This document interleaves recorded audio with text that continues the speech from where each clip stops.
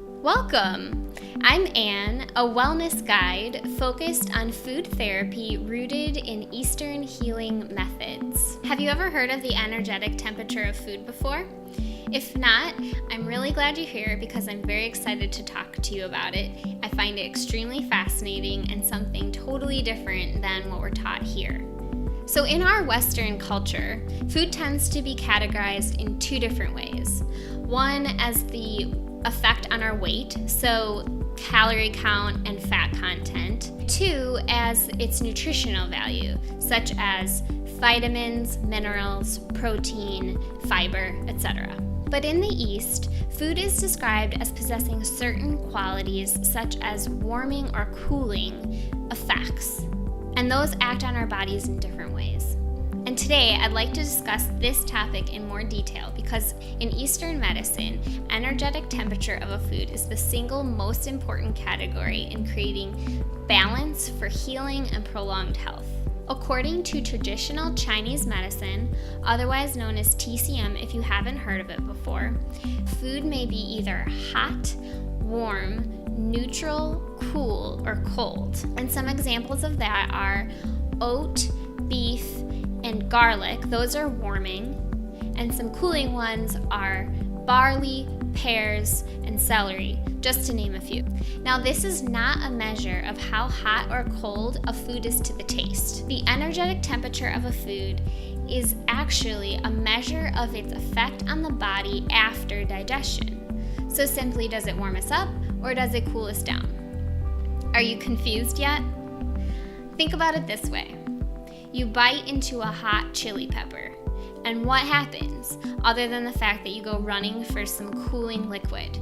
You start to sweat, right? Very hot foods like this temporarily heat us up from the inside, causing us to sweat, and then the sweat causes us to cool down. Here's another example. On a hot summer day, think about taking a bite into a juicy piece of watermelon. Many people mistake watermelon as having little to none nutritional value, but in reality, it's a great food because of all that water content. It cools us down internally. Cooling foods tend to direct the energy inwards and then downwards, cooling the upper body and the outer parts of the body first. Warming foods move energy and blood up and out from the core, warming us from the inside out, like that chili pepper example that I just talked about. A knowledge of the temperature of food is inherent to all traditional cooking. I know you've seen it before. A warming curry is balanced by cooling cucumber and yogurt. Root vegetable soups warm us up during the winter, and salads cool us down during the summer. Our bodies often tend to know the thermal nature of a food, and therefore will start to crave it when you most need it. So it's really important to start to hone in and listen to your body and give it what it is asking for. Unfortunately, there are no absolute rules that govern whether a food will be warming or cooling. It's kind of something that you just have to start to learn and get more familiar with. But there are some general guidelines that may help you to assess different foods and help you remember.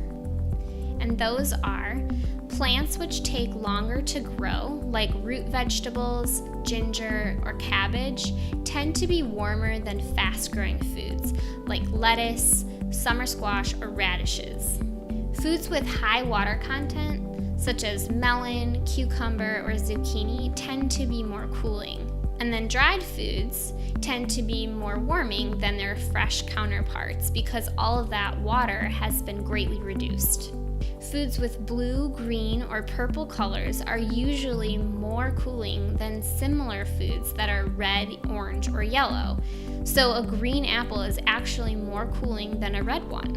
And last, but certainly not least, and actually very important, is raw foods tend to be more cooling than cooked ones. Of all the influences on food, the most important is the effect of cooking. It's so important, I'll be dedicating part 2 of the energetic temperature of food to understanding how cooking increases the warming properties of food. So be sure to check that out. To recap, energetic food temperature can either be hot, warm, neutral, cool, or cold.